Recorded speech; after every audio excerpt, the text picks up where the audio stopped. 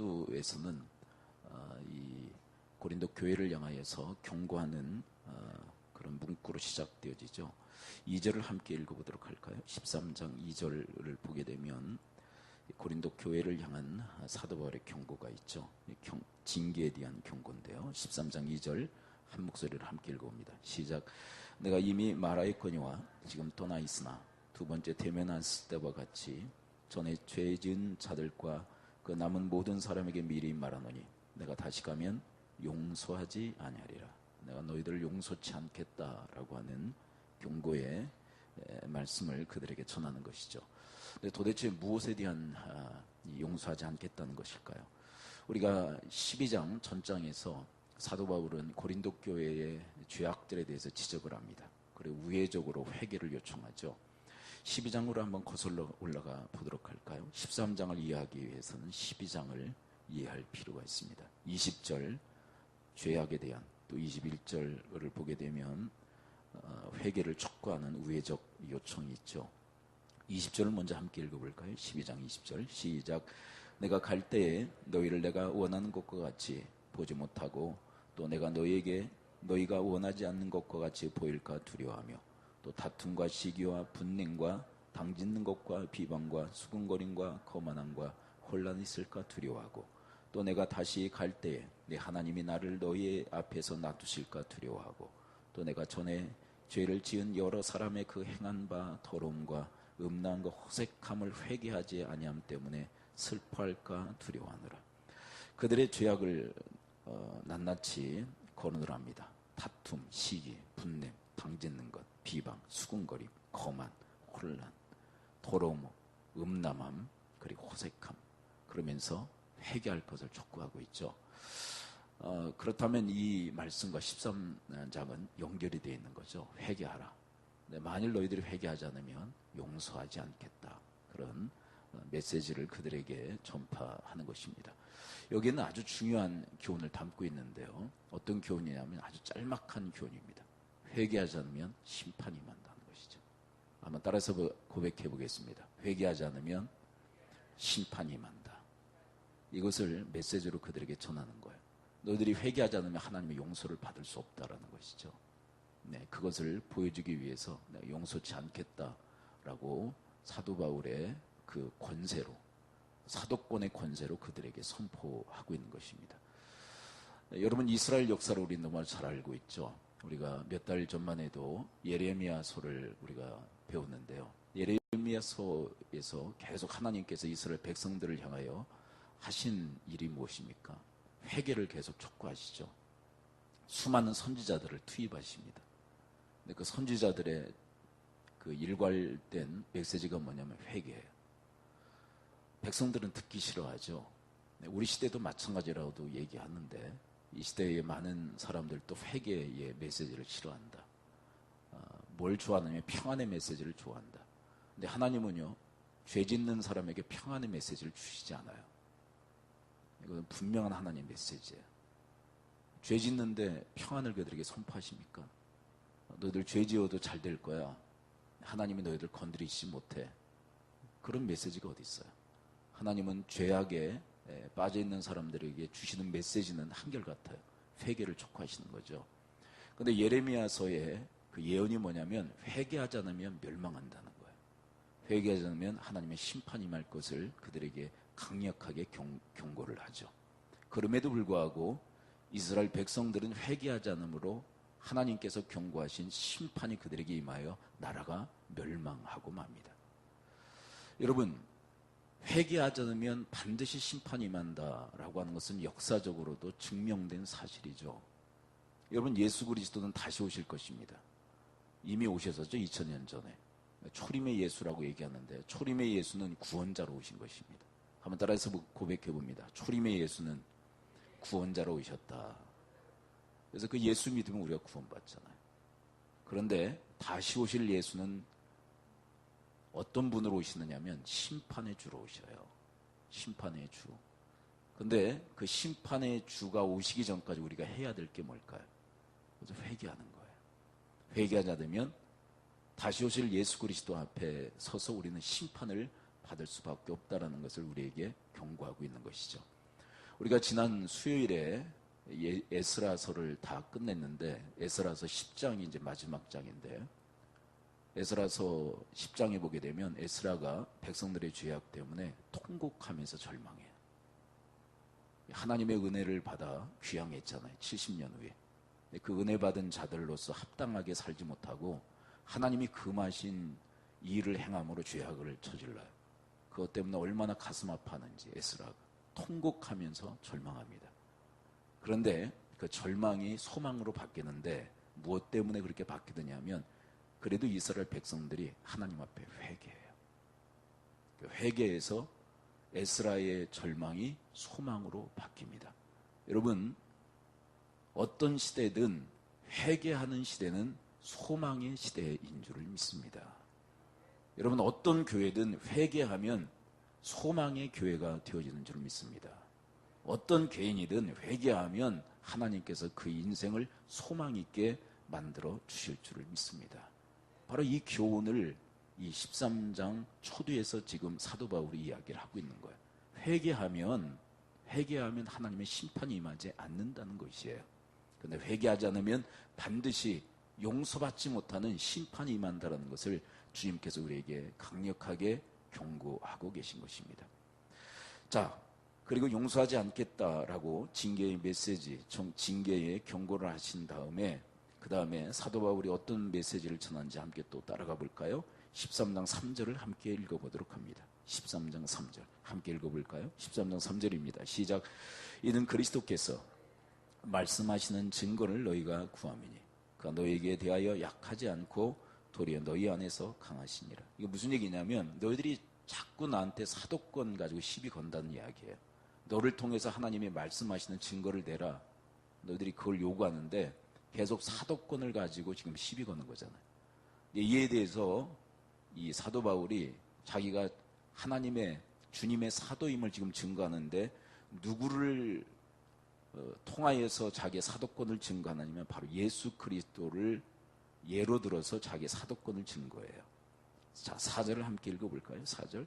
사도권을 네가 증거해라. 그러니까 예수 그리스도의 약함과 강함으로 자기 자신의 사도권을 증거하는데 4절을 함께 읽습니다. 13장 4절 함께 읽습니다. 시작. 그리스도께서 약하심으로 십자가에 못 박히셨으나 하나님의 능력으로 살아계시니 우리도 그 안에서 약하나 너에게 대하여 하나님의 능력으로 그와 함께 살리라. 예수 그리스도를 예로 자기가 주님의 사도임을 증거하는데 이렇게 얘기를 해요. 그리스도는 약하셨다. 맞다. 약하셔서 십자가에서 죽으셨다. 그런데 하나님의 능력으로 다시 살아나셨다. 그러니까 약한 그리스도가 어떻게 되신 것입니까? 강한 그리스도가 됐어요. 그렇죠. 약하셔서 십자가에서 죽으셨지만 하나님의 능력으로 다시 살아나심으로 강한 분이 되셨다. 그런 것처럼 나도 마찬가지라. 나도 약하다는 거예요. 나도 약하다. 육체의 질병도 있고 여러분 이 고린도 후서를 읽어보면 말주변이 없었다라고 본인이 고백해요.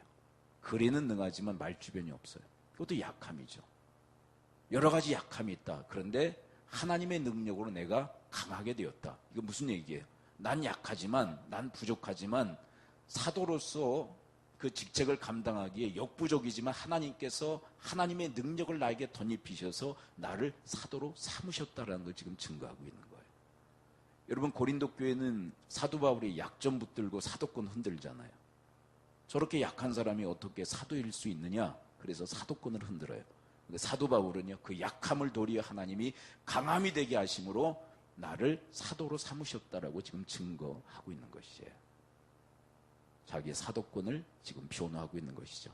그리고 자기의 사도권에 대해서 시비를 건 고린도 교회의 역으로 너희들을 한번 확증해 보라고 그렇게 역으로 그들에게 질문을 던집니다.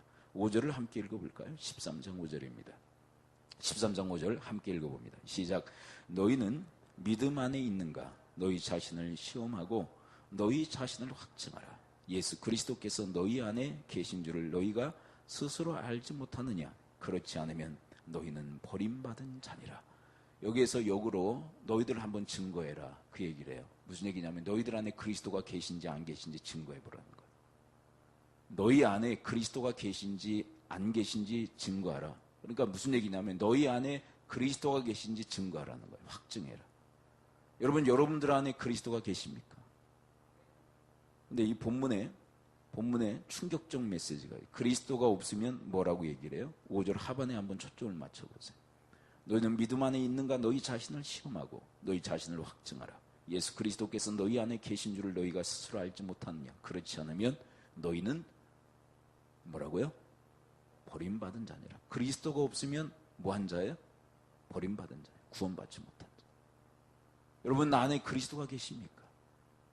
사도 바울이 가장 본질적이고 근본적인 질문을 그들에게 던지는 거예요. 너희들이 나 사도권 가지고 자꾸 시비 거는데 내가 역으로 너희들에게 질문 던져보겠다.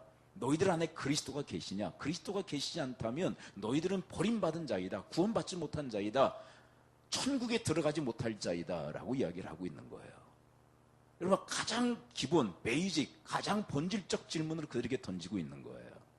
여러분, 여러분들 안에 그리스도가 계십니까? 그리스도가 계시면 그 사람이 구원받은 거예요. 그리스도가 계시지 않다면 그 사람은 버림받은 자예요. 절대로 구원받지 못해요. 우리가 옛날 그리스도의 그 복음에 대해서 이해할 때 뭘로 이해를 했느냐면 사람이 부는 풍선과 그리고 공기보다 가벼운 기체를 넣는 것과의 비교를 했어요. 여러분, 사람이 아무리 크게 풍선을 불어도 그 풍선 하늘로 올라갑니까? 못 올라갑니까? 자, 내가 입김으로 풍선을 아무리 크게 불어도 지름이 1m가 되는 풍선을 분다 할지라도 그 크기로 올라갑니까? 아무리 크게 불어도 하늘로 못 올라가요.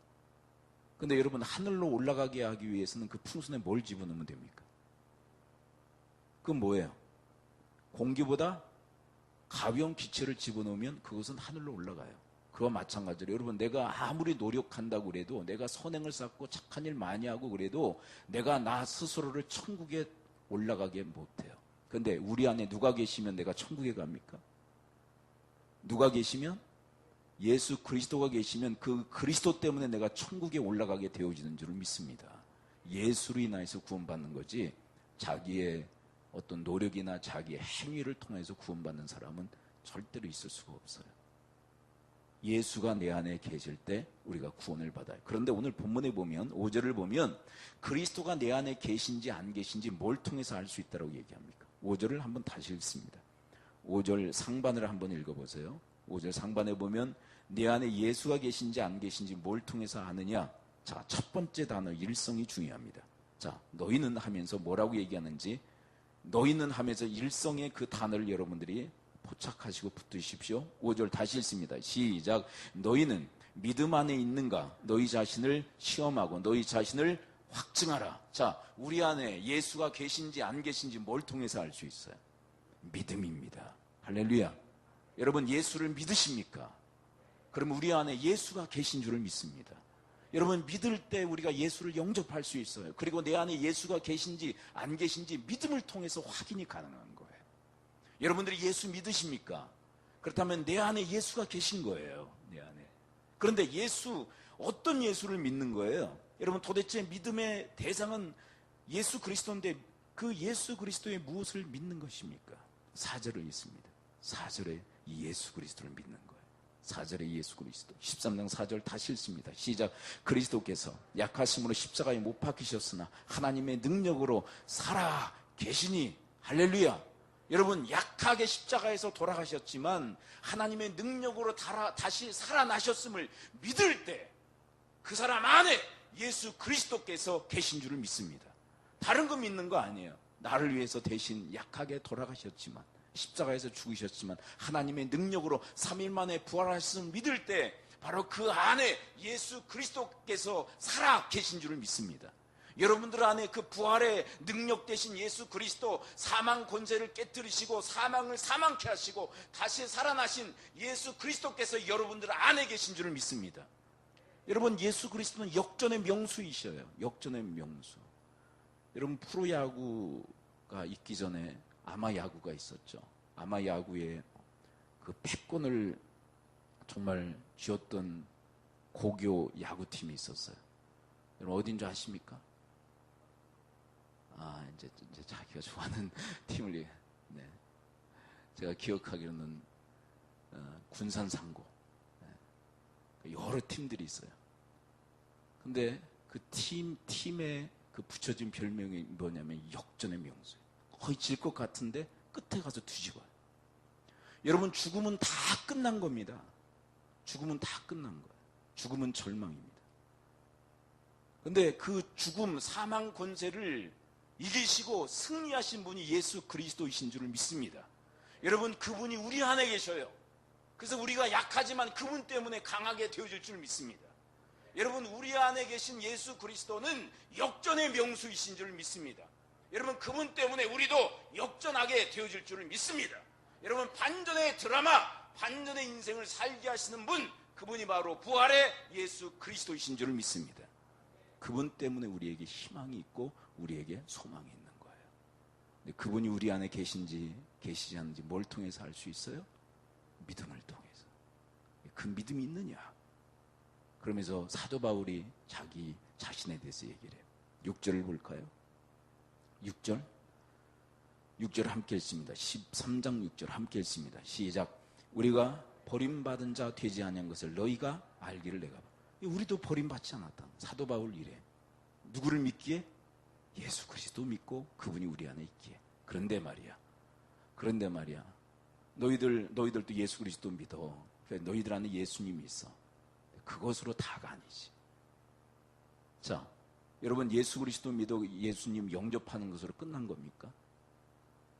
이 시대의 많은 성도들은 예수님 영접하고 구원에 확신 가진 다음에 자기 마음대로 그냥 살아버려요. 우리 기독교를 약화시키는 아주 중요한 약점이고 문제이기도 하죠. 사도 바울은 무슨 얘기를 하느냐면 그렇게 예수 그리스도를 믿어 영접한으로 끝나는 것이 아니라 이렇게 살아야 합니다 하면서 7절의 이야기를 그들에게 들려주기 시작하는 것이에요. 구원받은 너희요, 예수 그리스도를 영접한 너희요, 이렇게 사십시오. 13장 7절입니다. 함께 읽어볼까요? 시작.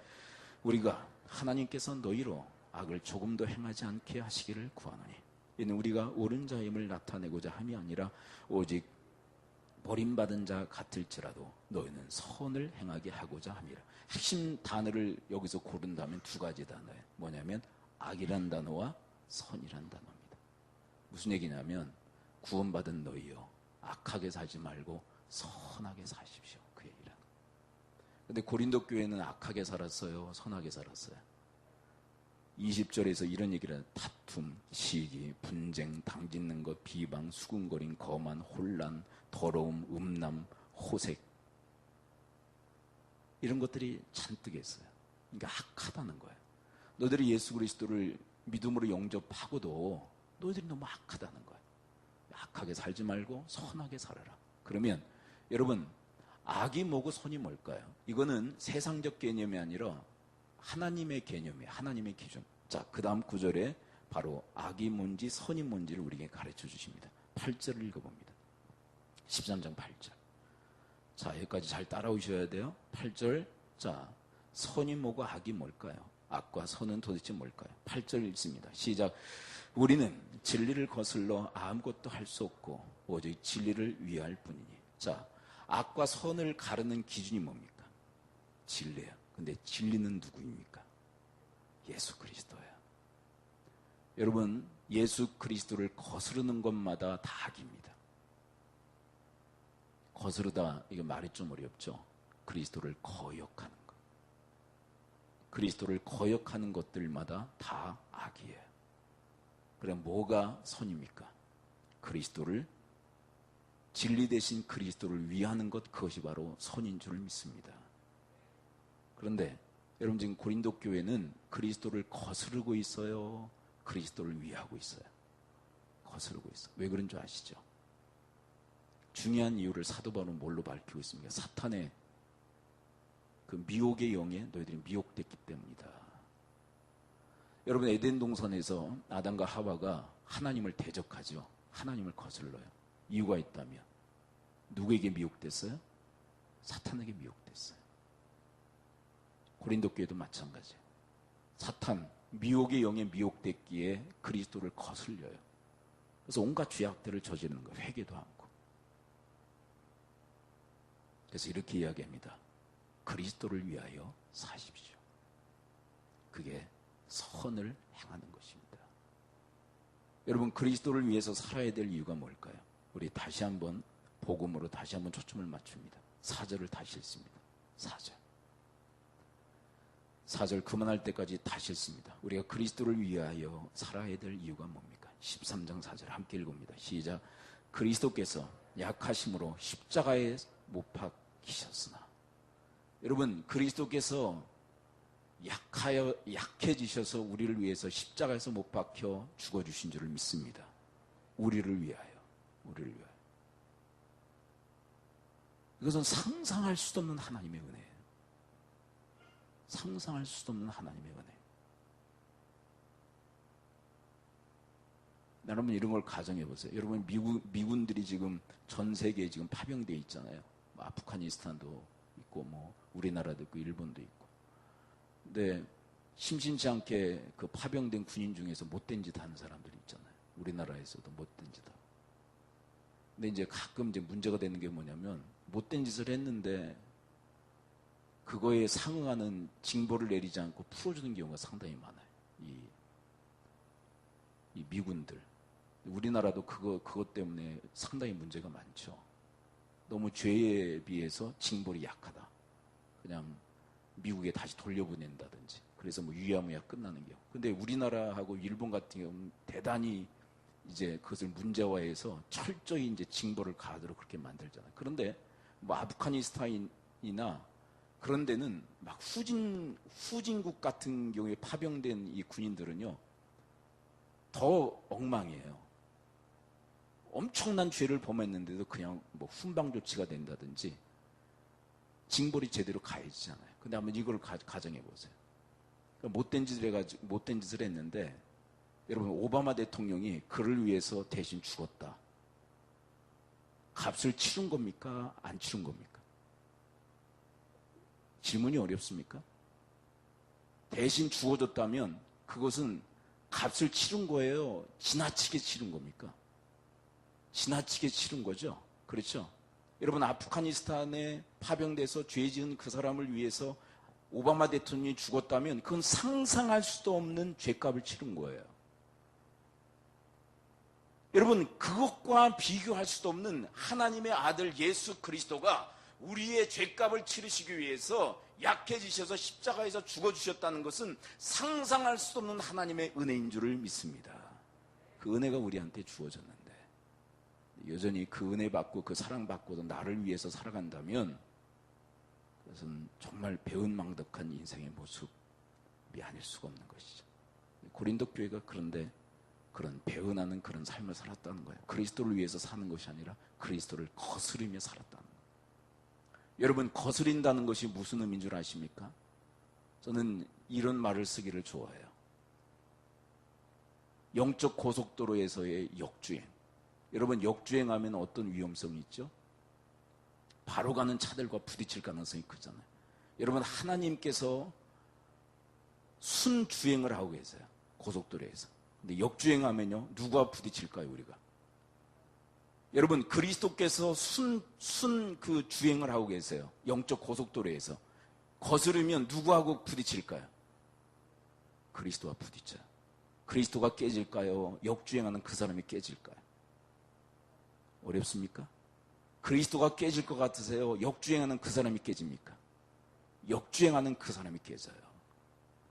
전에도 제가 말씀드렸는데, 작년 제가 이제 임원이 돼가지고 강원도에 이제 교육받고 돌아오다가 큰 사고가 날 뻔했어요. 중간에는 이제 차단목이 돼 있죠. 중앙선이 차단목이 됐는데 1, 2차선이에요. 1차선으로 이제 분회장 목사님이 운전을 하면서 막 가는데 이게 전혀 예상치 못한 거예요. 저 앞에서 비상 깜빡이를 켜면서 뭐가 막 다가와요. 옆에는 이제 짐을 잔뜩 실은 화물차가 옆에 바짝 붙었고. 근데 여러분, 예상이 됩니까? 역주행하는 게? 한 20, 30m 왔을 때 비로소 딱 감지가 된 거예요. 역주행하는 차였어요. 비상 깜빡이를 틀면서 김 여사께서 운전을 하고 계시는 거예요. 그러면 갓길로 빠지든지 거기서 도움을 요청하든지 그래야 되는데 비상 깜빡이를 켜고 1차선으로 계속 오는 거예요. 2차선으로 나가든지 갓길로 나가야 되는데 김 여사께서 1차선으로 계속 오는 거예요. 근데 피해야 되잖아요. 옆에는 화물차 바짝 붙었고 큰 사고 나는 줄 알았어요. 근데 간발의 차이로 거기서 빗나갔어요. 그리고 그걸 관리하는 그 관리소에다 전화를 했어요. 지금 김 여사가 지금 역주행하고 있다. 빨리 잡아라. 큰일 난다. 그랬더니 연락이 왔더라고. 붙잡았대. 다행히 사고가 안 나고. 여러분, 역주행하면 어떻게 됩니까? 거의 10중 8구 정주행하는, 순주행하는 차들과 부딪혀요. 근데 여러분, 인간 세상의 역주행은요, 쌍방간에 완전히 박살이 나지만, 여러분, 영적 고속도로에서 역주행하면, 그리스도를 거스르면 그리스도와 반드시 충돌하게 돼 있어요. 그리스도와. 근데 누가 박살이 나느냐? 역주행하는, 거스리는 그 사람이 박살이 나요. 그러므로 사랑하는 성도 여러분, 그리스도와 함께 순주행하는 여러분과 제가 될 수 있게 되기를 축원을 드립니다. 예. 제가 에스라서 10장을 이제 마지막으로 이렇게 다루면서 참 저에게 큰 은혜가 됐어요. 뭐 때문에 은혜가 됐냐면 거기에 등장하는 스가냐라고 하는 협력자 때문에 상당히 은혜가 됐어요. 은혜가 됐는데 하나님이 제 마음속에 이런 감동을 주시더라고요. 뭐냐면, 야, 내가 너에게 스가냐 되어준다. 그러셔요. 무슨 얘기냐면, 하나님, 저에게도 이런 스가냐 같은 사람, 이런 스가냐 같은 동역자, 스가냐 같은 협력자 주세요. 그랬더니 하나님이 내가 너에게 스가냐 되어줄게. 그러셔요. 여러분, 스가냐가 어떤 일을 했습니까?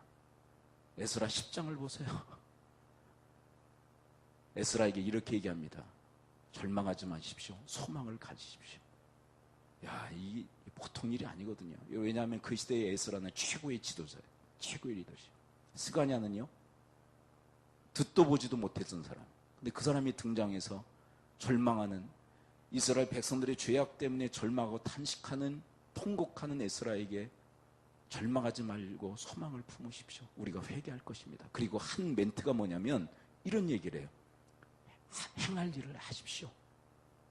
내가 도울 것입니다. 그리고 힘을 얻어 에스라는 개혁 작업을 완수해 나가요. 하나님, 저도 이 스가냐 같은 사람 있게 해주세요. 그랬더니 하나님이 말씀하시는 게 뭐냐면 내가 스가냐가 되어줄 거야. 내가 너에게 맡긴 일을 행해. 그럼 내가 너를 도와줄 거야. 여러분, 순주행을 하는 사람에게 하나님께서는 이 말씀을 하시고 직접 행해 주시는 줄을 믿습니다. 네가 내 일을 행하고자 해. 그 일을 힘써 행해. 내가 너를 도와줄 거야. 내가 너와 함께 동행하며 내가 너의 도움이 되어줄 거야. 완수하도록 함께 할 거야. 힘내. 주님께서 그렇게 말씀해 주시고 실제로 그렇게 도와주실 줄 믿습니다. 근데 역주행하면 하나님은 절대로 도와주시지 않아요. 도와주셨다가 더 박살이 나라고요. 왜요? 더 힘있게 달렸다간, 여러분 50km 달리다가 역주행하는 거하고 100km 달리다가 역주행해서 부딪히는 거하고 뭐가 더 데미지가 큽니까? 50입니까? 100입니까? 도와줘가지고 100km로 달렸다가 하나님하고 부딪혔다가는 어떤 일이 일어나게 해요? 하나님은 도와주시지 않아요. 거슬리는 자들. 그러면 사랑하는 성도 여러분, 그리스도를 위하여, 우리를 위해 약해지셔서, 하나님이셨지만 약해지셔서 그것을 일컬어 자기 제한이라고 얘기해요. 자기 제한. 하나님은 강한 분이에요. 십자가에서 다 못 벗고요, 내려오셔서 조롱하는 사람들 싸다게 때리면서, 야 자식들아, 내가 누군 줄 알아? 하나님의 아들이야 이 자식들아. 그리고 한바탕 하고 다시 올라가서 죽으실 수도 있으셨던 분이에요. 여러분, 3군단이나 이르는 천사들을 동원해서 싹 멸하실 수도 있는 분이에요. 천사를 동원해서 모든 것을 멸해버리실 수도 있는 분이었어요. 근데 자기를 제한하세요. 약하게 모든 죄를 다 짊어지시고 십자가에서 죽어주세요. 여러분, 오바마 대통령이 아프가니스탄에서 잘못한 한 사람을 위해서 죽는 건 말도 되지 않는 일 아닙니까? 근데 그보다 더 말도 되지 않는 일을 예수 그리스도, 하나님의 아들이신 예수 그리스도께서 나 한 사람을 위해서 행하셨다면 우리의 인생도 그분을 위해서 바꾸고 변화해야 할 줄을 믿습니다. 그래서 마땅하지 않냐? 너희들은 왜 그 모양이냐? 그러는 거야, 사도 바울. 그러니까 사실은 이 13장의 이야기는 계속 회개를 촉구하는 거예요. 믿음을 통해서 예수 그리스도 있다고 너희들 자랑하는 너희들이요, 버림받지 않아 구원받은 너희들이요, 그런데 너희들 지금 선을 행하느냐? 진리를 위해서 살아가느냐? 그리스도를 위해서 너희들 목숨 걸고 살아가느냐? 그렇지 않다 이거예요. 너희들 악하다는 거예요. 진리를 거스리고 그리스도를 거스리고 있지 않느냐는 거예요.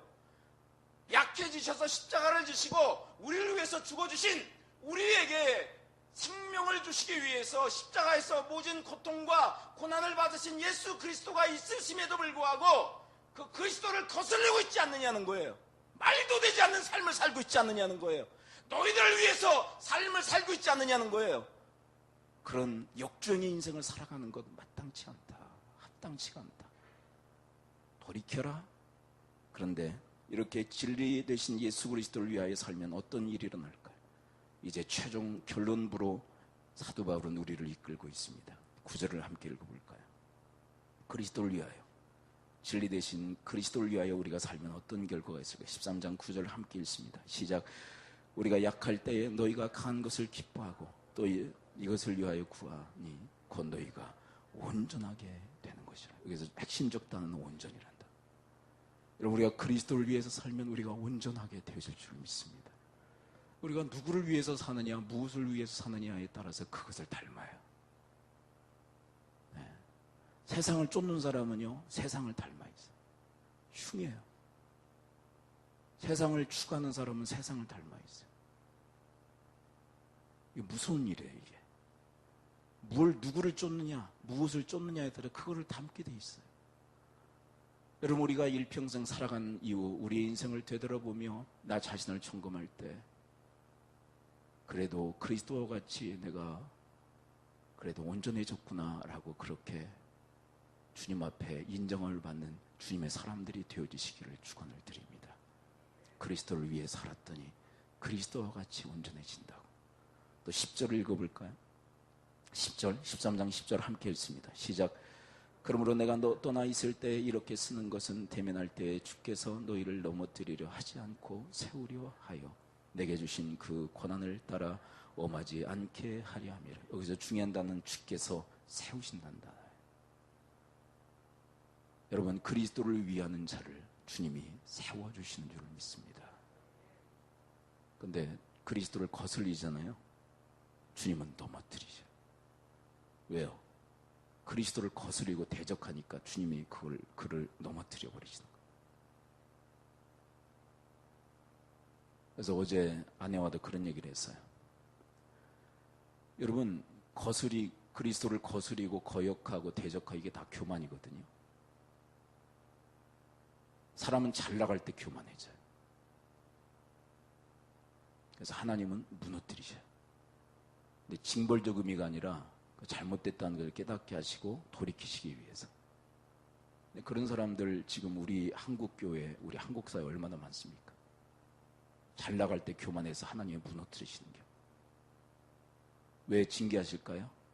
하나님은 우리 아버지시기에 징계하시는 줄 믿습니다. 근데 아내가 그래요. 나 아무것도 아닌데 교만한 건 뭐냐? 잘 나갈 때 교만한 건 좀 이해가 되는데 아무것도 아닌 게 또 교만해. 아무것도 아니면서도 교만해. 이건 답이 없다. 답이 없다. 답이 없어. 여러분, 교만하면 하나님 무조건 무너뜨리셔요. 여러분, 교만의 답, 가장 대표적 답이 뭡니까? 교만의 답, 가장 대표적 답이 뭐예요? 뭐 연상되어 있는 거 없어요? 바벨탑. 교만의 탑 무너뜨리죠. 인간의 모든 바벨탑은 하나님이 무너뜨리십니다. 여러분, 내가 내 인생 세우려고 해서 세워지는 거 아니에요. 내가 한 칸님을 쏘으십시오. 세워지지 않아요. 하나님이 후 풀어버리시면 다 무너져요. 그러나 여러분, 하나님이 세우시면 그 어떤 자도 무너뜨리지 못하는 줄을 믿습니다. 누구를 하나님이 세워주시느냐 하면 그리스도를 위하는 자. 여러분, 그리스도를 위하기에 그리스도께서 여러분들의 인생을, 여러분들의 산업을, 여러분들의 가문을 이렇게 세워주시는 축복이 임하시기를 축원을 드립니다. 예. 우리가 해야 할 일은 그리스도를 위하는 거예요. 그렇게 돌이키라고 기도하죠. 우리 이 시간 함께 말씀 붙들고 기도할 때, 하나님, 예수 그리스도를 믿음으로 그리스도를 내 안에 모시게 하시니 감사합니다. 그래서 버림받지 않고 구원받게 하시니 감사합니다. 하나님, 여기서 중단되어지고 끝나는 것이 아니라 나를 위해서 약해지셔서 십자가에 지시고 하나님의 능력으로 다시 사신 예수 그리스도, 내 안에 계신 그리스도를 위해 살기에 그리스도처럼 온전해지고 그리스도께서 세워주시는 축복된 인생을 살아가도록 하나님, 저희 모두를 도우시고 인도해달라고, 진정 주님께서 기뻐하시고 원하시는 회개의 삶을 탄행함으로 저희들에게도 소망이 있는 인생 되어지도록 이끌어달라고 우리 합심하여 통성으로 말씀 붙들고 기도하겠습니다. 기도합니다. 아버지 하나님, 주의 음성을 듣습니다. 회개하라, 회개하라, 회개하라, 회개하라. 하나님, 그 말씀에 저희들을 온전히 응답하는, 그래서 심판을 대비하는, 하나님의 징계를 대비하는 지혜로운 삶을 살아가게 하여 주옵시고, 하나님, 내 안에 믿음으로 예수 그리스도 영접하게 하시고, 그리고 나를 위해서 약해지셔 십자가에서 죽어주신 예수 그리스도, 나를 위해 다시 하나님의 능력으로 다시 사신 예수 그리스도, 그분을 위하여 저희들 일평생 살아감으로 그리스도와 같이 온전해지게 하여 주옵시고, 또한 그리스도께서 세워주시는 그런 축복된 인생을 하나님 살아가도록 하나님 저희 모두를 도우시고 인도하여 주시옵소서. 수없는 날들이 나에게 주어졌지만